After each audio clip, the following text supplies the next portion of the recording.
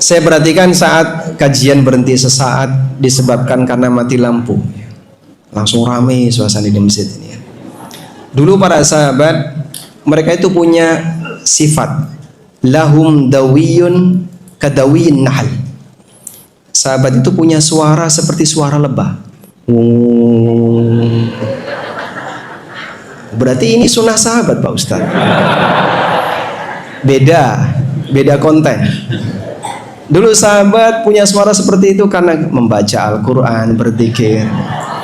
Kalau tadi wallahu alam ya, ada yang langsung membicarakan mutirnya, ada yang langsung membicarakan bagian sarpras, ada yang masya Allah.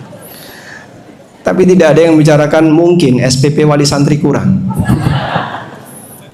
Semoga kita bisa menyelesaikan kajian ini tanpa ada halangan. Baik, materi kita insya Allah tidak panjang. Meskipun ini berbicara sesuatu yang berat, karena banyak orang yang mereka mengalami pelanggaran disebabkan karena lisan. Dan orang mukmin disadarkan bahwasanya lisan ini punya keterkaitan kuat dengan iman seorang hamba. Sehingga siapa yang dia memiliki iman yang baik, dia akan berusaha menjaga lisannya jangan sampai menjerumuskan dia ke dalam kecelakaan dunia akhirat. Dan sebaliknya, orang yang imannya rendah, mungkin dia akan gampang mengeluarkan komentar yang ternyata itu membahayakannya. Karena itu seperti ini penting untuk kita pelajari. Dan sebagai pengantar, mungkin ada satu buku, kalau bisa setiap rumah punya buku itu.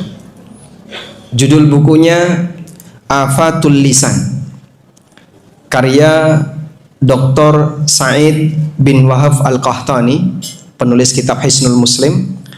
Dan nampaknya buku ini sudah diterjemahkan tentang kesalahan-kesalahan yang disebabkan karena lisan. Bapak Ibu yang dimuliakan Allah, kita awali terlebih dahulu dengan membacakan sebuah hadis riwayat Tirmidzi. Dalam hadis riwayat Tirmidzi dari sahabat Abu Sa'id Al-Khudri radhiyallahu anhu, Nabi SAW pernah menyampaikan, "Idza asbaha ibnu Adam, fa innal a'dha'a kullaha tukaffirul lisan." Setiap pagi manusia, seluruh anggota badannya, mereka semuanya akan menyatakan tunduk di hadapan lisan. Tukaffir maknanya adalah al-inhina, maksudnya dia tunduk. Yakhda'una wa yatadhallalun, semua anggota badan akan tunduk di hadapan lisan. Fataqulu, lalu semua anggota badan itu mengatakan kepada lisan, ittaqillaha fina, wahai lisan, bertakwalah kamu kepada Allah untuk menjaga kami. Fa innama nahnu bika, karena aktivitas kami mengikuti kamu. Fa in istaqamta istaqamna, kalau kamu istiqamah, kamu lurus, kamu benar, maka kami akan ikut istiqamah. Wa ini wajasta, dan kalau kamu menyimpang, iwajajna, maka kami ikut menyimpang. Demikian yang disabdakan Nabi SAW. Terjadi dialog antara anggota badan dengan lisan. Kok kami nggak dengar Pak Ustaz? Ini hal yang gaib. Anda beriman enggak? Percaya? Semua yang disabdakan Nabi SAW kita percaya. Walaupun mungkin secara akal manusia kayaknya nggak masuk logika ini Pak Ustaz. Karena tidak semua berita gaib bisa dilogika manusia. Logika kita nggak nyampe untuk memikirkan itu. Tapi apapun yang disabdakan Nabi SAW adalah sebuah kebenaran. Setiap pagi hari seluruh anggota badan kita, mereka tunduk di hadapan lisan. Lalu ngasih pesan kepada lisan, ittaqillaha fina, bertakwalah kepada Allah wahai lisan untuk menjaga kami. Karena kami mengikuti kamu. Fa inna bika, karena kami mengikuti kamu. Sehingga kami, ketika kamu lurus, maka kami ikut lurus. Ketika kau menyimpang, maka kami ikut menyimpang. Demikianlah pengaruh besar dari lisan. Sehingga kita yang mengimani hal semacam ini, kita yang percaya bahwasanya ini adalah sebuah kebenaran, maka kita dituntut untuk jaga barang yang satu ini. Tidak punya tulang, tapi bisa menyerang lebih menyakitkan daripada pedang. Di posisi inilah seorang mukmin dituntut untuk selalu menjaga lisannya. Keselamatan seluruh anggota badannya bergantung kepada lisan.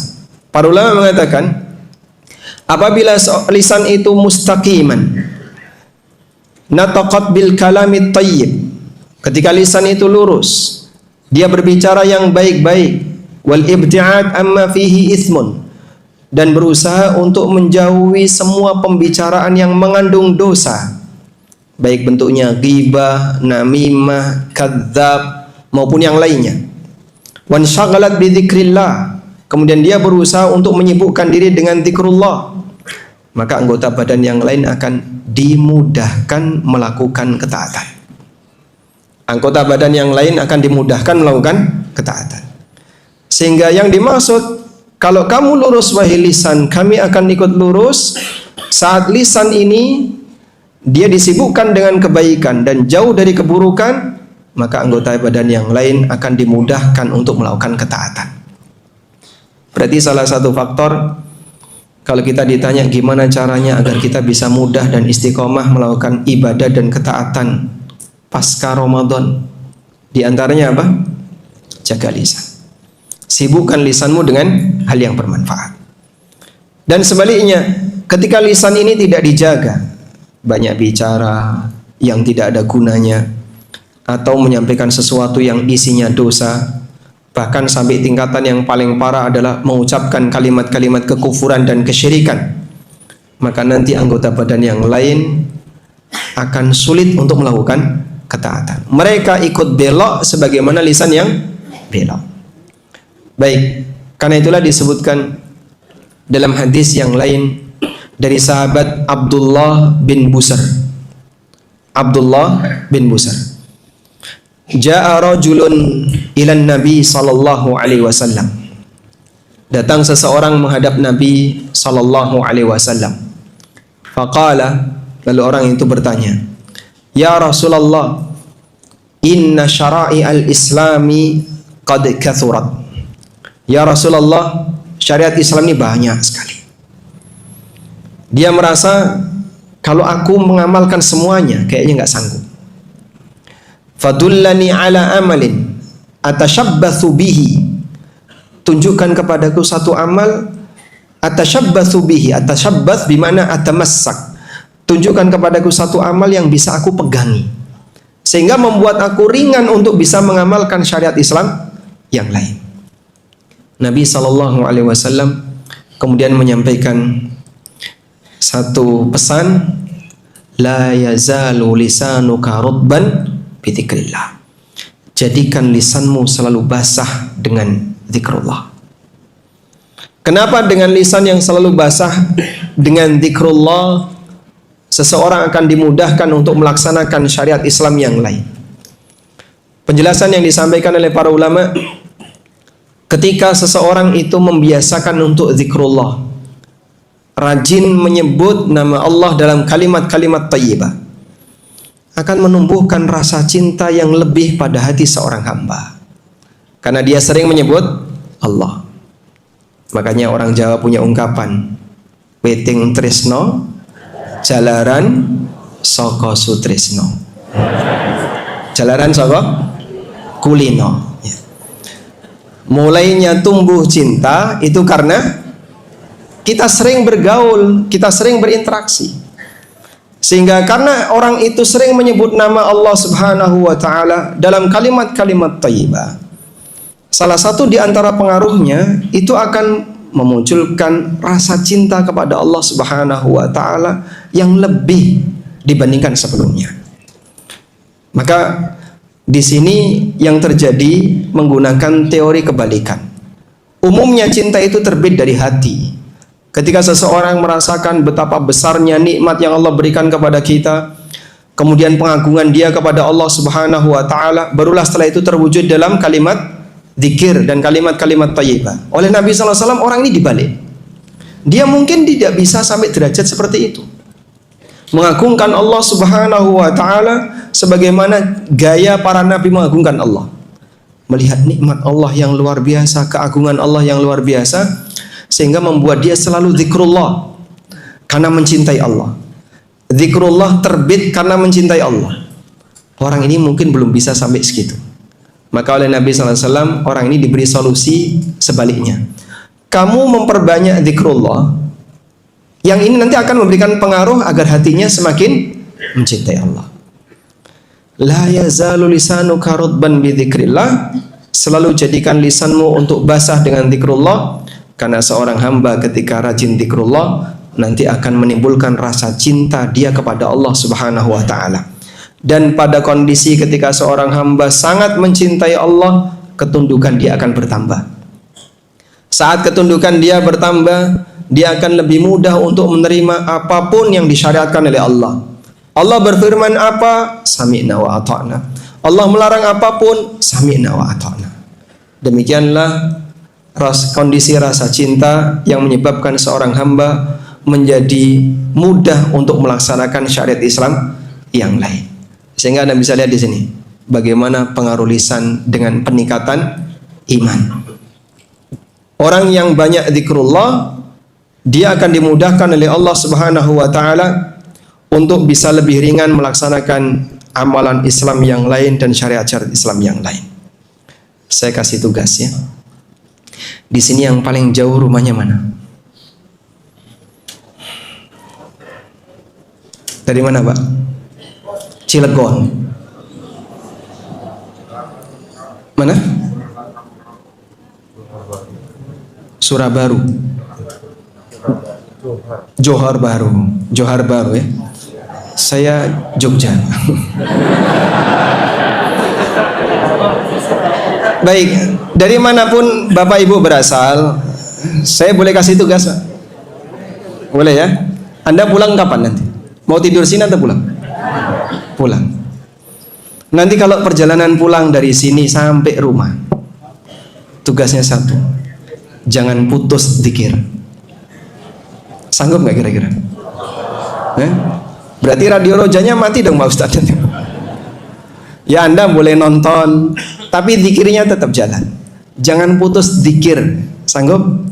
Ada yang mungkin perjalanan 2 jam, ada yang perjalanan 3 jam, 1 jam.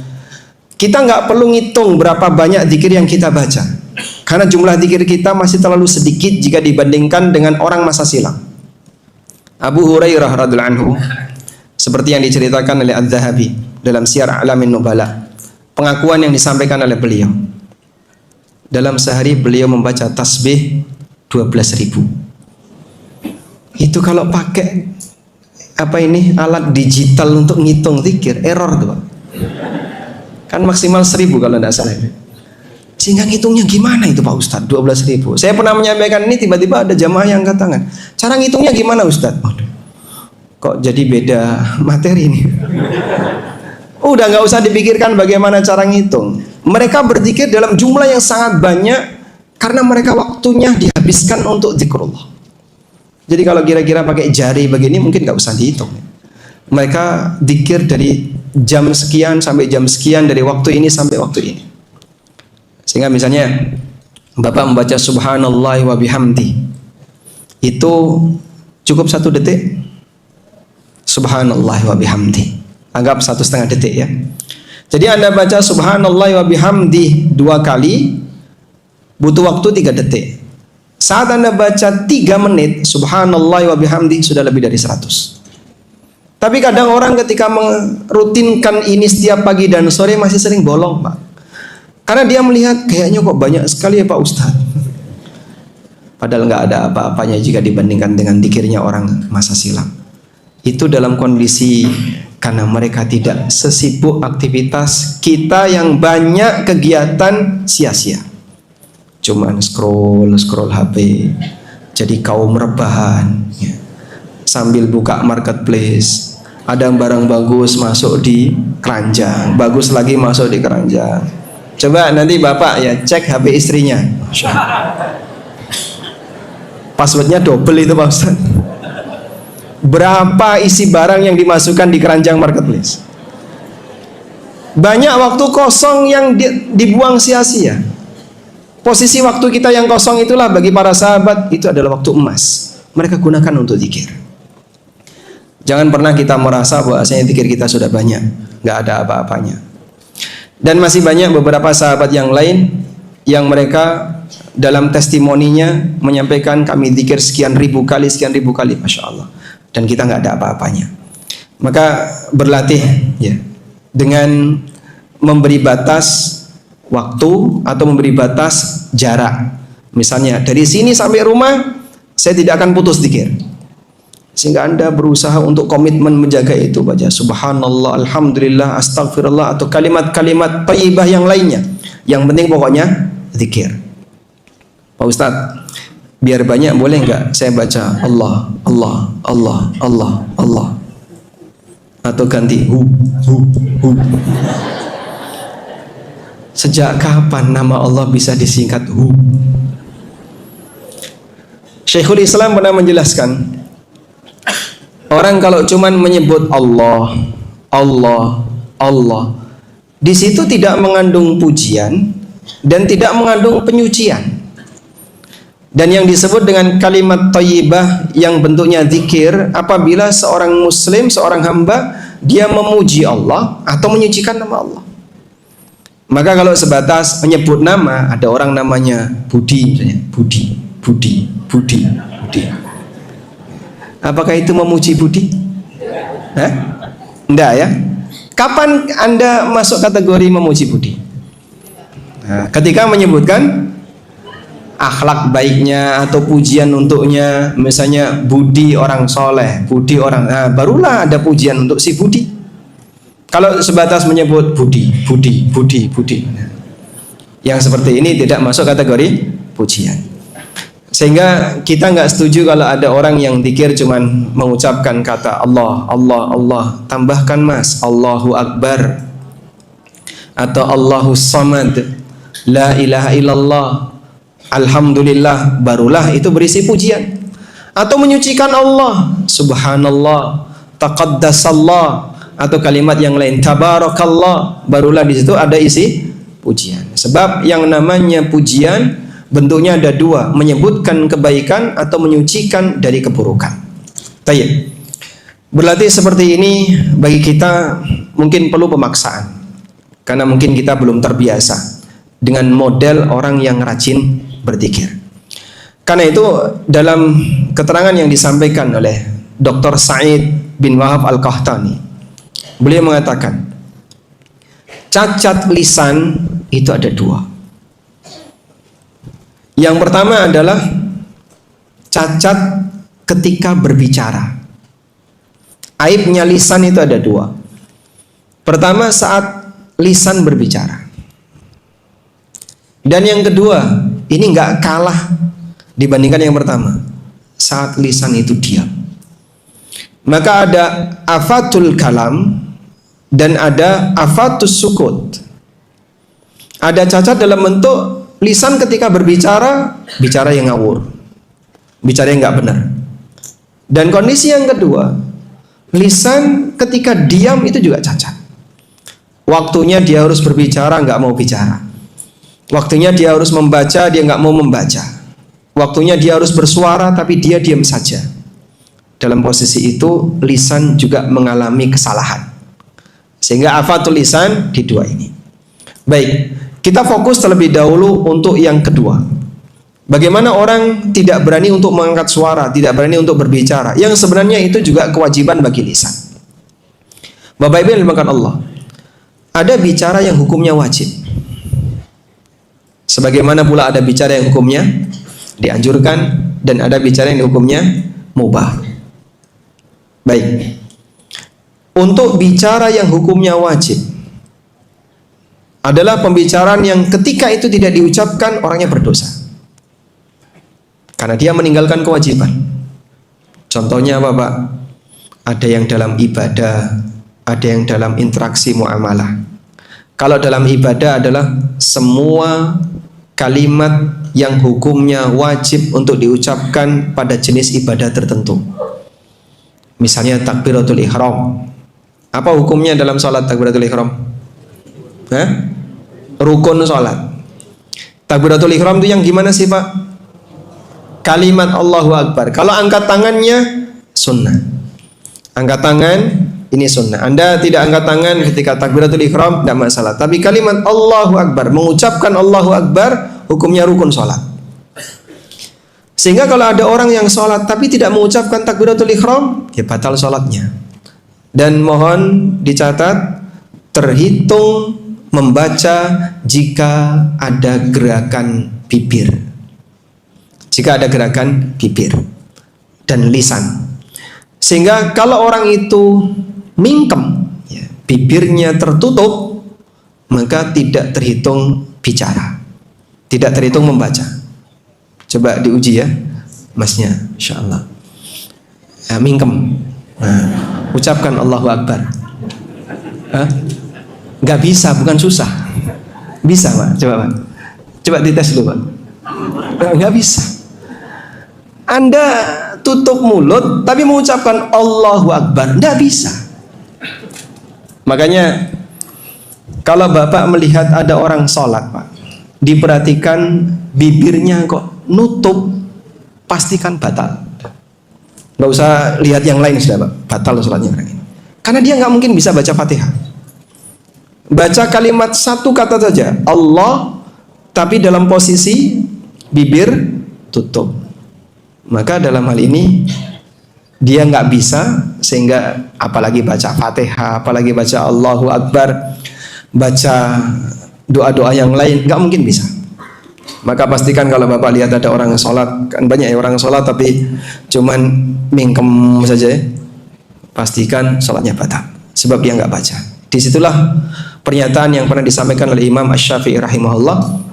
Beliau mengatakan la tasihhus shalah illa bin nutqi.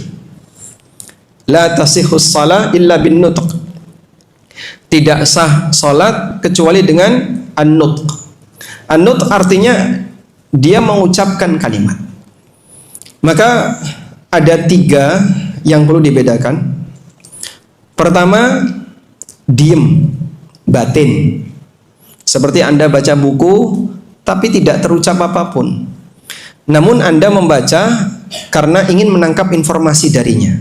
Kan nggak perlu dibaca dengan bersuara ya.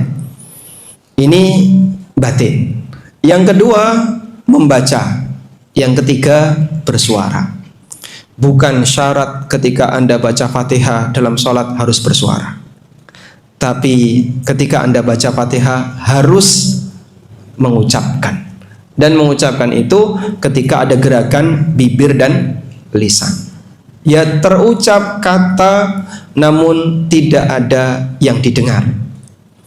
Kalau ada yang didengar diperbolehkan.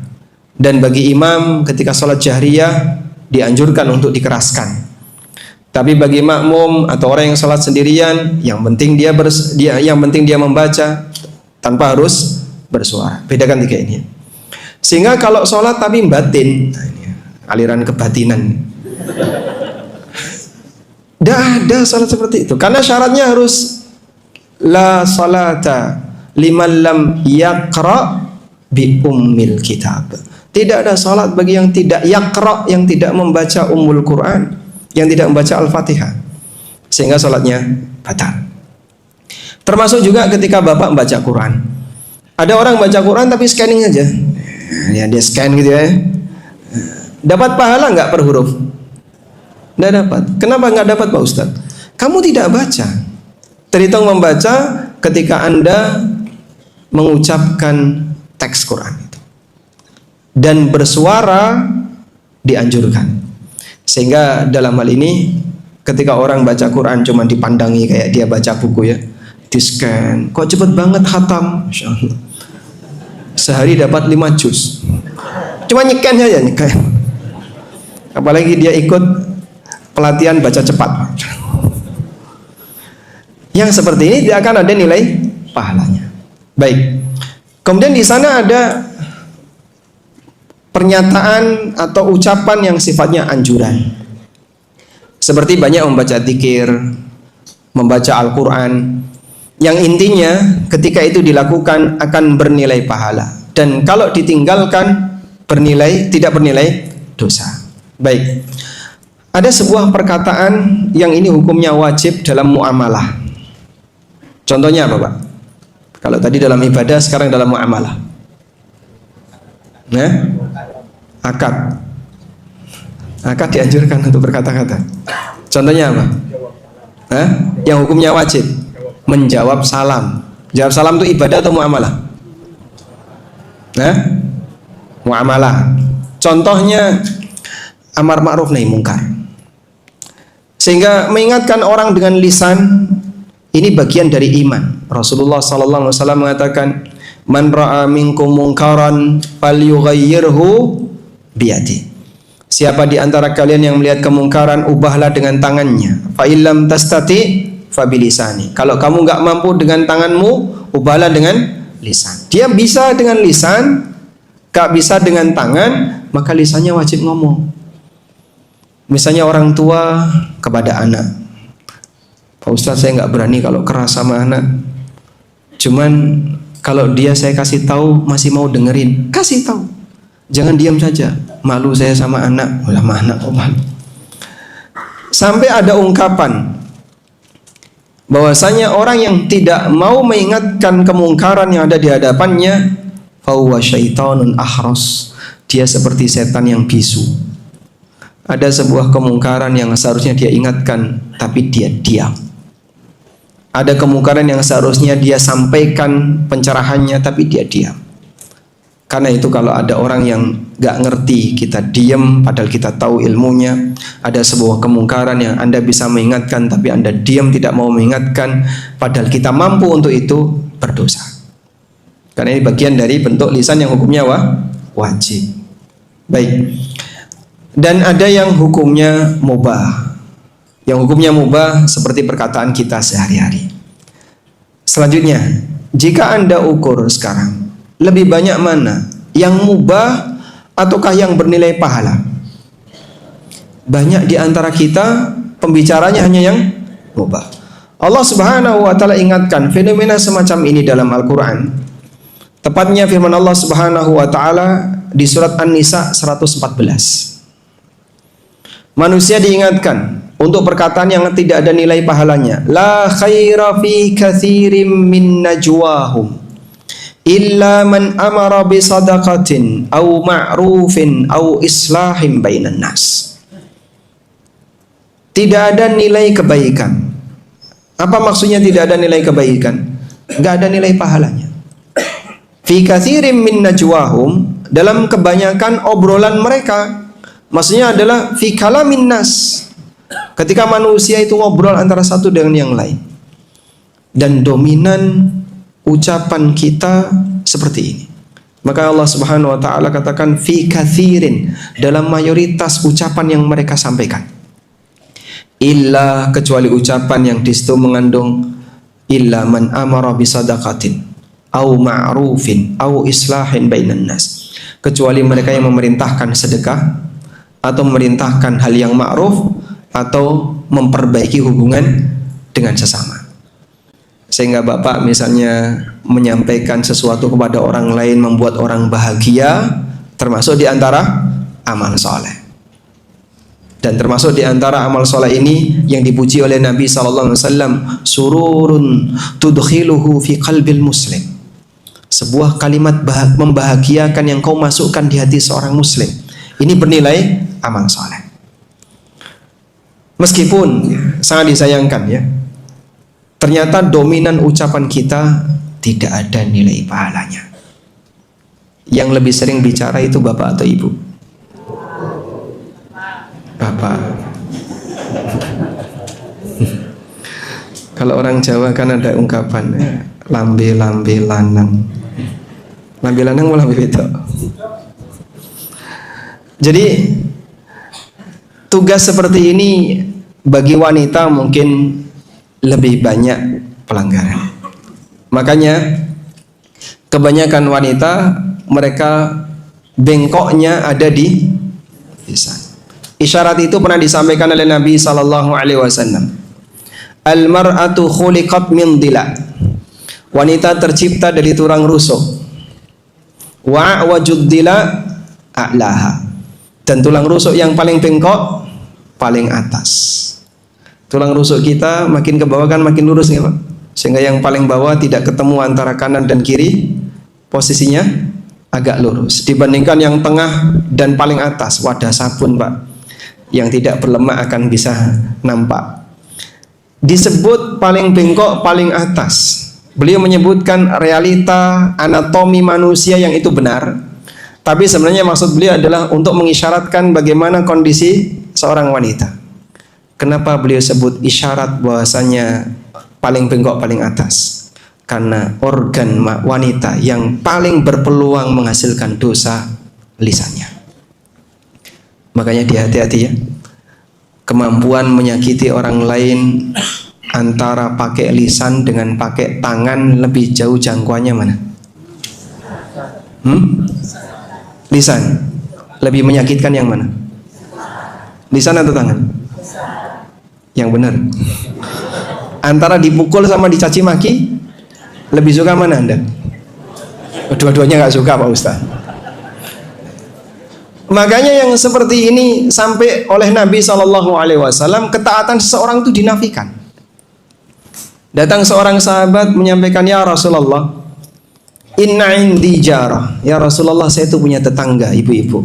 Wa dzukira min siyamiha wa qiyamiha wa sadaqatiha.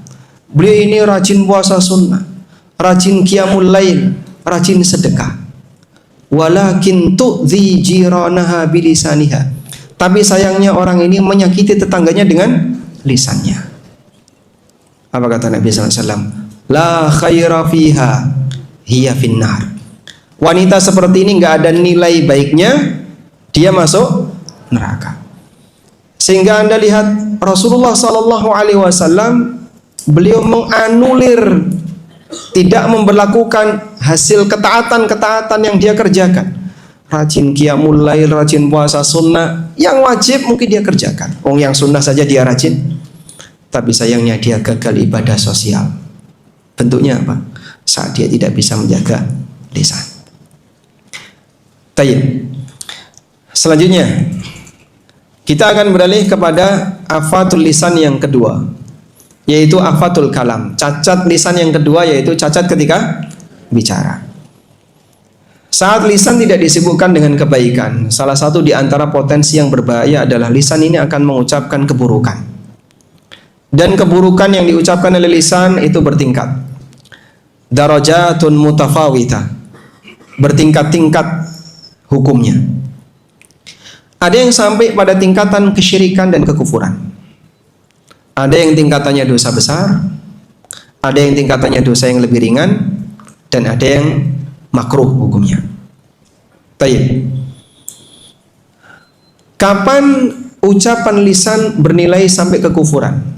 Ketika mengandung kesyirikan, ketika mengandung atau kalimat-kalimat yang bentuknya sampai pada tingkatan mengeluarkan seorang hamba dari Islam. Bagian ini seorang muslim harus jaga 100%, jangan sampai itu terjadi. Syirik sebagaimana bisa terjadi pada hati yang disebut dengan syirkun khafi. Syirik juga bisa terjadi pada lisan, sebagaimana syirik juga bisa terjadi pada anggota badan. Karena itu ketika seseorang mengucapkan kalimat-kalimat kesyirikan, maka nilai dosanya jauh lebih besar. Nah, di buku Afatul Lisan yang tadi ditulis oleh siapa tadi namanya? Dr. Said bin Wahab Al-Qahtani. Beliau sebutkan urutan itu. Sehingga di situ beliau jelaskan ringkasnya ya. Cacat lisan dalam adab dia kepada Allah. Cacat lisan terkait adab dia kepada Allah.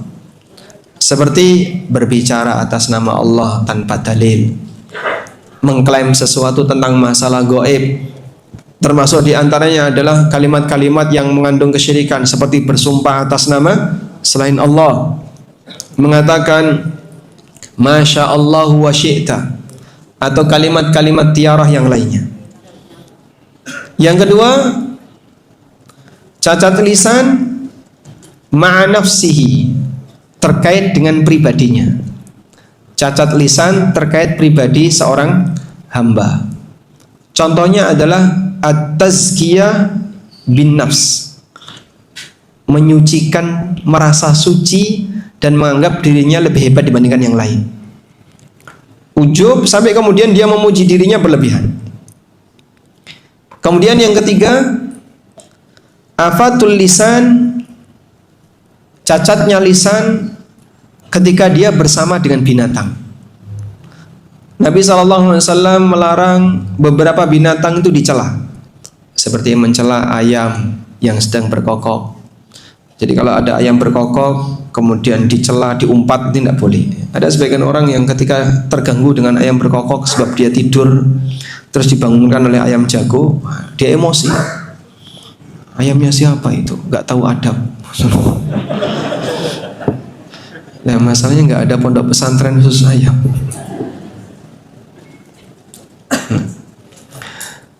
Termasuk diantaranya ada sebuah riwayat ya, diriwayatkan oleh Abu Ya'la dan yang lainnya juga Al-Bazzar, tidak boleh mencela kutu. Mencela kutu itu tidak boleh. Terus gimana itu Pak? Kutu busuk itu? Hah? Itu mencela kutu enggak? Rasulullah Sallallahu Alaihi Wasallam ini diriwayatkan dari Anas ya. Kunna inda Rasulillah sallallahu alaihi wasallam. Faladagat rajulan burghusun fala'anaha. Kami pernah bersama Rasulullah sallallahu alaihi wasallam. Tiba-tiba ada orang yang disengat kutu, digigit kutu. Kemudian dia melaknat kutu itu. Kutu yang dimaksud Pak, kutu tikar, kutu baju. Mungkin ada tahu tinggi Pak? Ya. Apa namanya itu? Hah? Kutu karpet. Jadi orang ketika tidur tiba-tiba badannya gatal, disebabkan karena ada kutu karpet di sekitarnya. Maka dia langsung mencela dan mengejek kutu tadi. Faqala Nabi sallallahu alaihi wasallam, lalu Nabi sallallahu alaihi wasallam mengatakan, la tal'anha, jangan kamu melaknat dan mencela kutu. Fa innaha nabbahat nabiyyan minal anbiya'i lis-shalah. Karena kutu ini ada yang pernah menggigit seorang nabi sehingga dia bangun untuk sholat ya. Lalu oleh Nabi SAW kita dilarang mencela kutu. Namun hadis ini dinilai dhaif oleh sebagian ulama, diantaranya adalah Al-Uqaili. Al-Uqaili pernah mengatakan la yasihu fi sabbil baraghith anin Nabi SAW syai'un.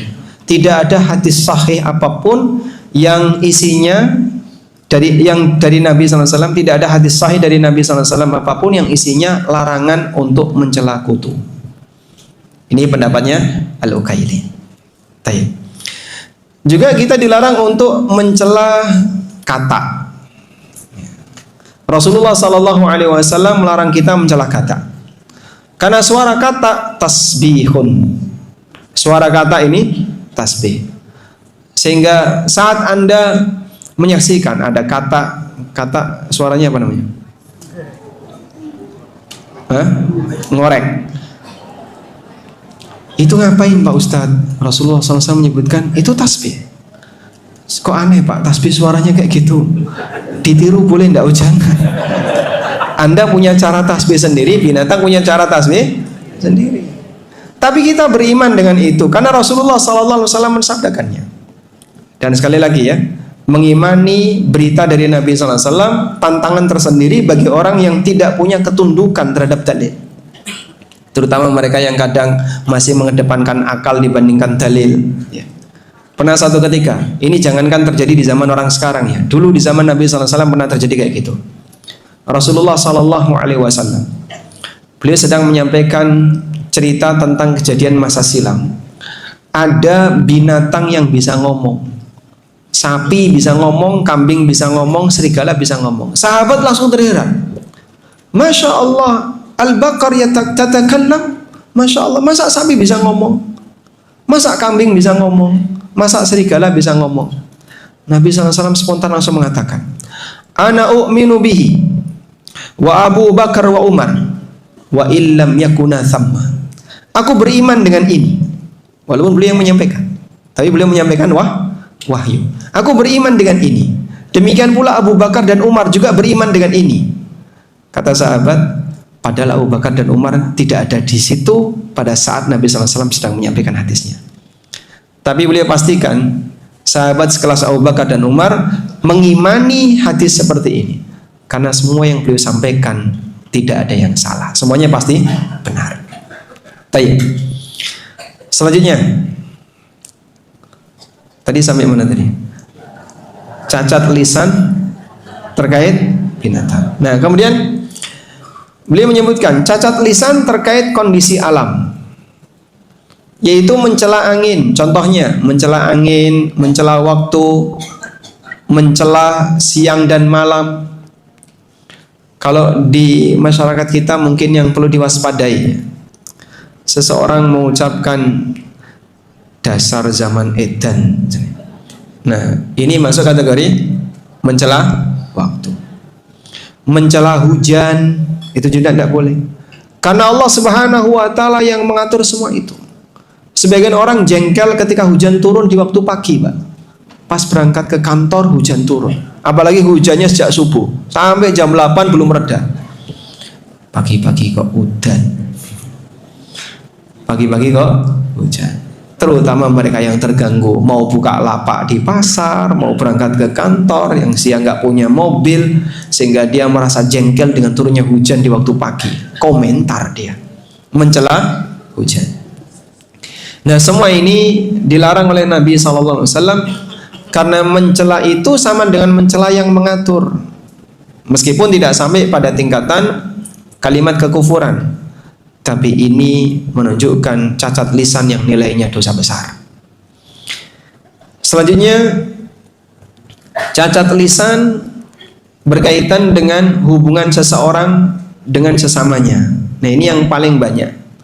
Mulai dari ghibah, namimah, dusta, menuduh orang lain dengan cara bohong, mencela orang lain, menghina orang lain, dan seterusnya. Ini banyak sekali.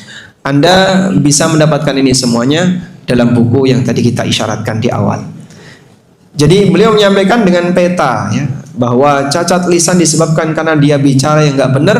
Ada yang berkaitan dengan hak Allah, ada yang berkaitan dengan perbuatan Allah, seperti tadi ya, mencela waktu, mencela siang dan malam. Ada yang berkaitan dengan hubungan manusia dengan sesama binatang, ada yang hubungan manusia dengan sama manusia. Baik, yang terakhir, kalau kita berbicara seperti yang tadi disampaikan, ya, ada yang hukumnya wajib, sunnah, mubah, dan ada yang hukumnya haram, makruh, dan seterusnya. Pertanyaannya, apakah yang mubah juga akan dicatat oleh malaikat? Sebab Al-Quran menegaskan, ma yalfidhu min qawlin illa ladaihi raqibun atid. Tidak ada satupun ucapan yang disampaikan oleh manusia kecuali di situ ada malaikat raqibun atid. Raqib artinya yang selalu mengawasi, atidun artinya yang tidak pernah absen, selalu hadir. Apa ucapan yang dicatat oleh malaikat ini? Al-Hafidz Ibnu Katsir menyebutkan dua pendapat ulama. Pendapat pertama mengatakan bahwa yang dicatat oleh malaikat adalah semua ucapan manusia, baik yang bernilai dosa pahala maupun yang tidak ada konsekuensi dosa pahala. Yang tidak ada konsekuensi dosa pahala berarti ucapan yang sifatnya apa? Mubah. Itu juga dicatat. Dan ini adalah pendapat Hasan Al-Basri, Qatadah, dan Tawus bin Kaisan. Pernah suatu ketika Al-Imamu Ahmad rahimahullah, pada saat beliau sakit, demam tinggi, kemudian keluar suara mengerang. Orang kalau demam tinggi kan kadang kemudian suara beliau mengeluarkan suara mengerang.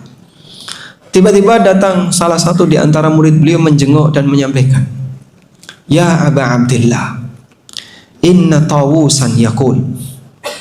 Wahai Imam Ahmad, sesungguhnya Tawus pernah mengatakan, "Innal malaikata taktubu kulla syai'in min ibni Adam hatta aninal marid." Sesungguhnya malaikat mencatat semua yang keluar dari Bani Adam sampai aninal marid, ngerang yang keluar dari orang yang sedang sakit. Begitu mendengar ini seketika beliau langsung diam. Masya Allah, ketundungan beliau kepada dalil, karena takut itu nanti akan memperpanjang catatan yang tidak ada nilai pahalanya. Sehingga ulama sendiri mereka untuk sesuatu yang sifatnya mubah, yang tidak ada nilai dosa dan pahalanya, mereka pilih diam daripada bernilai dosa, atau daripada memperpanjang catatan yang tidak ada artinya. Ini pendapat yang pertama. Pendapat yang kedua, innama yuktabu ma fiha thawabun wa iqab. Yang dicatat oleh malaikat hanyalah ucapan yang mengandung konsekuensi pahala dan dosa. Sehingga ucapan seperti apa yang dicatat? Dzikrullah, qiraatul Quran, amar ma'ruf nahi mungkar, mengajar dan seterusnya. Ini dicatat sebagai kebaikan. Demikian pula sebaliknya, ketika dia mengucapkan kalimat-kalimat yang jelek dicatat sebagai keburukan. Hanya seperti ini. Sedangkan kalam mubah tidak ada catatannya. Dan ini adalah pendapat Ibnu Abbas. Lalu kata Al-Hafidh Ibnu Katsir, wa zahirul ayah al-awwal. Dan yang lebih kuat untuk tafsir ayat ini adalah makna yang pertama. Berdasarkan makna umum, tafsir umum dari ayat, ma yalfidhu min qaulin illa ladaihi raqibun atid. Tidak ada apapun yang diucapkan oleh seseorang kecuali di sana ada malaikat yang selalu mengawasi dan hadir. Wallahu taala alam. Demikian yang bisa kita sampaikan. Semoga apa yang kita bahas ini bermanfaat. Wassallallahu ala nabiyyina Muhammadin wa ala alihi wa sahbihi wasallam.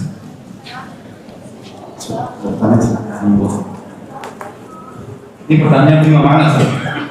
Lima mana? Pertanyaan pertama, Ustaz.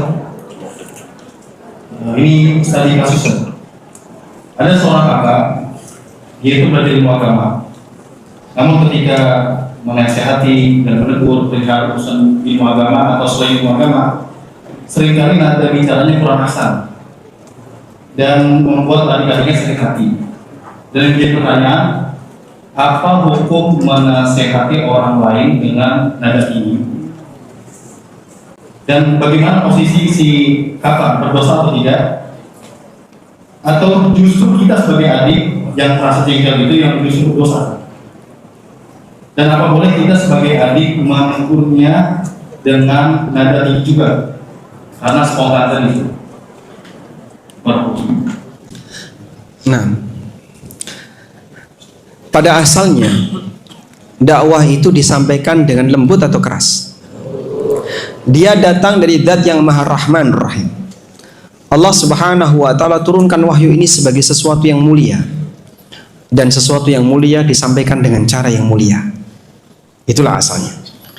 Karena itu Nabi Musa alaihissalatu wassalam sebagai manusia yang bertugas untuk menyampaikan risalah kepada Fir'aun, Allah perintahkan kepada Musa dan Harun, faqula lahu qawlan layyinan la'allahu yatadzakkaru aw yakhsha.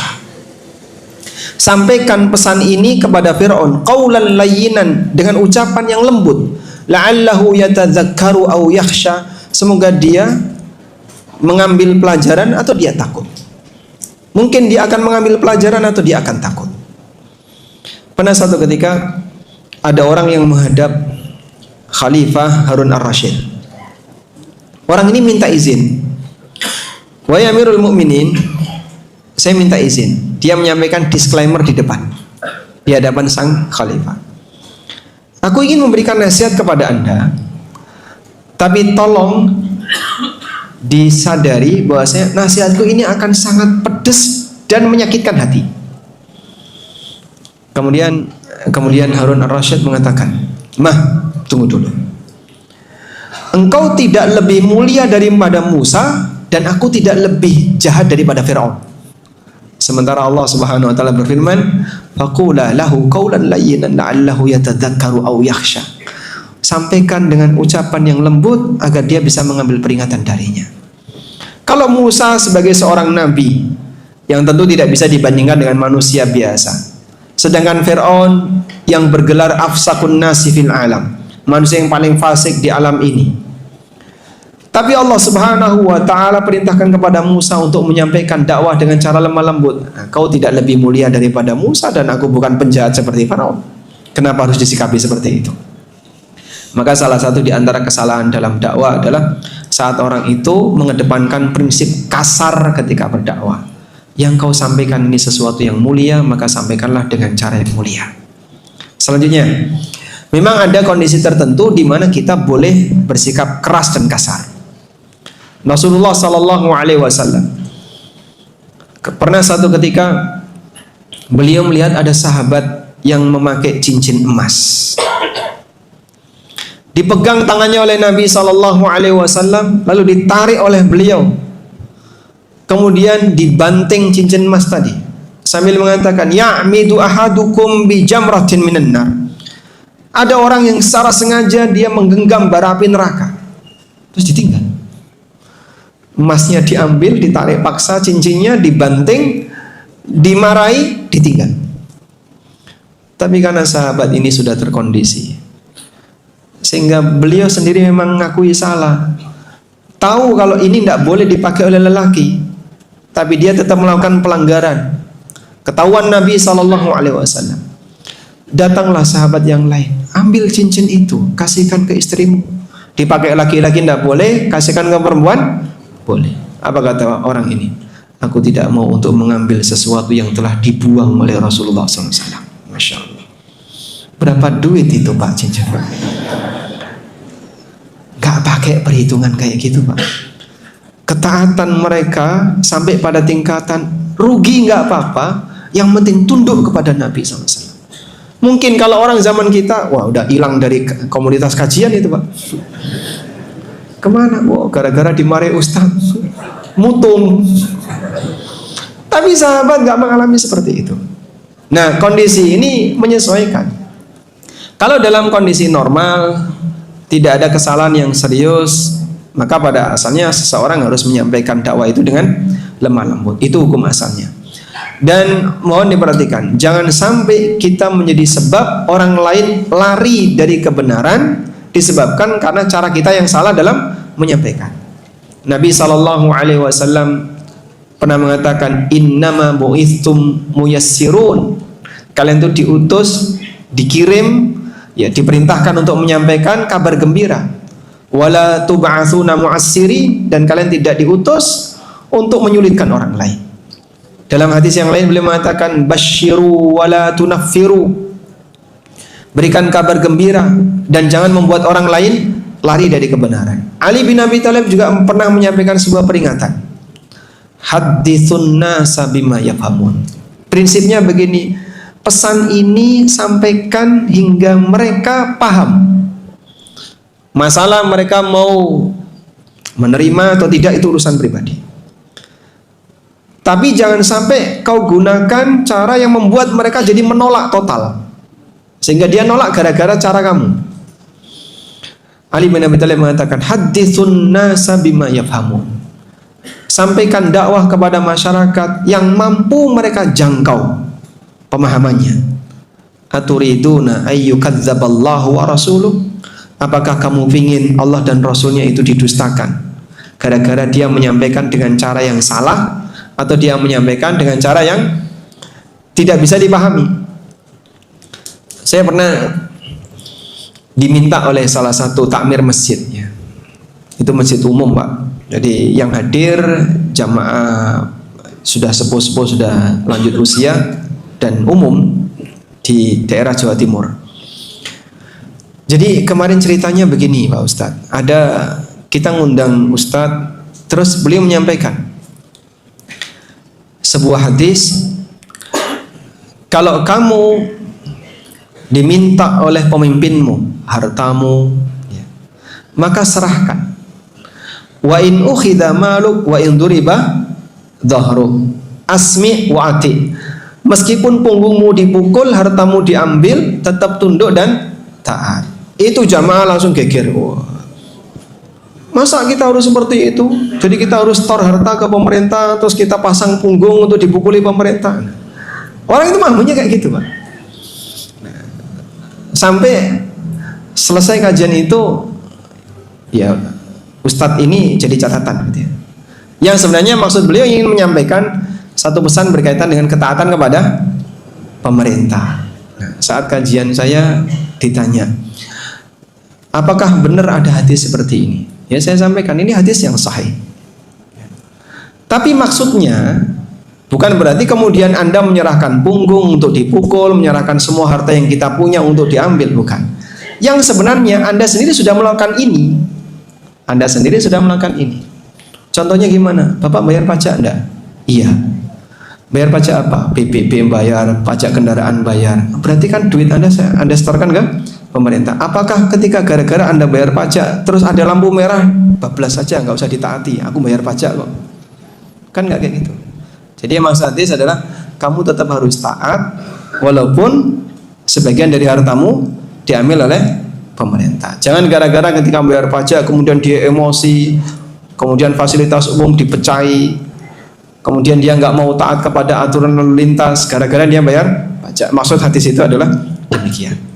Alhamdulillah bisa dipahami, sehingga jangan sampai kita menyampaikan sesuatu yang menyebabkan sabda Nabi SAW ditolak. Makanya kadang perlu diberi pengantar kalau Anda mau menyampaikan sesuatu yang mungkin berat bagi sebagian orang. Kasih pengantar dulu, dipahamkan dulu agar dia bisa lebih mudah menerima. Contoh sederhana ini Pak. Ini contoh real tapi agak lucu Pak. Dalam kajian ibu-ibu, sang ustadz menyampaikan hadis, ayyuma mura'atin da'aha zawjuha ila firashihi fa'abat ayyatiyahu la'anathal malaika hatta tusbih. Siapapun wanita yang diajak suaminya ke ranjang tapi dia nolak, dilaknat oleh malaikat sampai subuh. Ibu-ibu komentar, Pak Ustadz, apa urusannya malaikat dengan rumah tangga orang?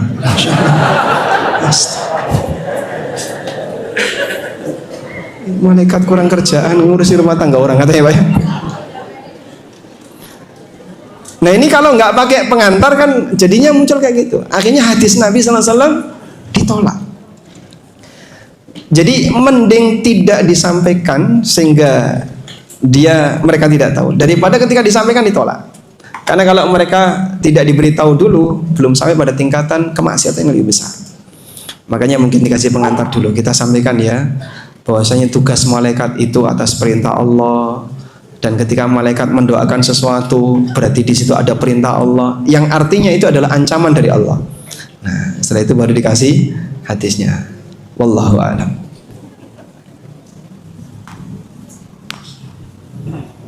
Pertanyaan selanjutnya Ustaz.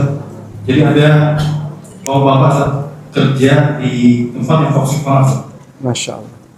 Kemudian setiap kali teman itu berbicara toksik kayak gitu, dikontak dengan mendengar murotal. Nah ini pertanyaannya, bagusnya orang tersebut resign atau enggak? Masya Allah. Bagusnya resign atau tidak? Nah, kalau ada orang sedang gibah, misalnya A dan B berada di pojok, Anda di jarak 1-2 meter dari A dan B. A dan B sedang gibah C. Anda kenal C. Anda kenal A dan B dan Anda kenal C. C jadi objek gibah A dan B. Kira-kira ketika Anda mendengarkan A dan B sedang gibah C, bisa menikmati atau tidak? Dengerin gibah itu nikmat nggak Pak? Nikmat? Dengerin gibah itu nikmat Pak. Bapak bisa buktikan ya. Jadi kalau misalnya ada ustadz nih yang lagi viral diperbincangkan sama jamaah, Masya Allah, mungkin Bapak diem, nggak ikut ngobrol, Bapak tidak ikut komentar, tapi Anda lihat di Facebook komen jumlah sekian, itu gatelan pengen masuk. Anda tidak ikut komentar tapi pengen lihat komentar. Kenapa? Baca komentar asyik. Loh, tapi saya kan tidak ikut komentar. Iya, kami memang tidak ikut komentar, tapi menikmati komentar. Sebab gibah itu memang ada rasa nikmat. Yang dengerin gibah juga ada rasa nikmat. Apalagi kalau C ini mungkin Bapak nggak cocok sama dia. Wah, beneran nih. Sehingga Anda mungkin merasa, tapi aku kan nggak ikut gibah. Yang gibah A sama B. Saya 1 meter dari mereka. Saya cuma dengerin. Dengerin ini dosa. Dengerin ini dosa. Makanya kewajiban gibah bagi orang yang ikut dalam majelis gibah ngapain, Pak? Apa kafarahnya gibah? Ya. Kafarahnya gibah adalah mengembalikan nama baik yang digibah di majelis gibah itu. Ulama beda pendapat apakah pasca gibah itu kita harus minta maaf kepada orang yang digibah, dan pendapat yang lebih kuat nggak usah minta maaf karena jadi masalah baru. Saat orang yang digibah itu belum tahu kalau Anda gibah, tiba-tiba Anda datang, aku minta maaf ya, aku tadi menggibah kamu. Oh, loro hati, Pak. Sama dengan menabuh genderang perang itu. Akhirnya Anda malah jadi tegang dengan orang itu. Maka lebih baik Anda tidak minta maaf, tidak memberitahu dia, tapi Anda punya tanggung jawab saat Anda kumpul dengan majelis gibah yang sama seperti sebelumnya, Anda puji yang bersangkutan, mintakan ampunan kepada Allah untuk yang bersangkutan. Baik, sehingga manusia toksik di sekitar kita adalah orang yang menjadi pemicu kita untuk bermaksiat, terutama gibah. Pendengar gibah itu menikmati, sebagaimana yang menggibah juga menikmati. Dan dua-duanya dosa. Karena itu gibah bukan amalan sendirian. Gibah itu amalan berjamaah. Minimal anggotanya. Pak Ustadz, saya itu sudah berusaha untuk jaga diri dari gibah, Pak Ustadz, tapi istrinya. Lah kalau dia ngomong tapi nggak didengerin nanti marah. Apalagi mohon maaf Pak Ustadz, istri itu kalau sudah nyebut tetangga janda sebelah rumah, masya Allah, kita mau belain dikirani belain janda, diam saja kok ikut dosa. Jadinya gimana itu, Pak? Oh, nikahi jandanya, masya Allah. Itu perbuatan paling nekat di alam raya. Baik. Sehingga memang terkadang racun itu ada di sekitar kita. Maka mungkin Pak butuh kerjasama dalam hal ini ya, edukasi bagi para istri termasuk juga suami. Bisa enggak kita berkomitmen jangan sampai menjadikan tetangga kita objek gibah. Kita diperintahkan untuk banyak mendoakan sama mukmin. Kebalikannya, ketika kita di rumah justru dominan menjadikan tetangga kita sebagai sasaran gibah. Lebih sering mana? Mendoakan tetangga atau menggibah tetangga? Ya. Pernah enggak Bapak Ibu misalnya berdoa kepada Allah, ya Allah, ampunilah tetangga depan rumah saya, ampunilah tetangga belakang rumah, kanan dan kiri rumah saya? Pernah? Hampir enggak pernah gitu. Padahal kita diperintahkan untuk banyak mendoakan sama mukmin. Kalau Anda tidak bisa memberikan hadiah materi kepada mereka, minimal kasih hadiah doa.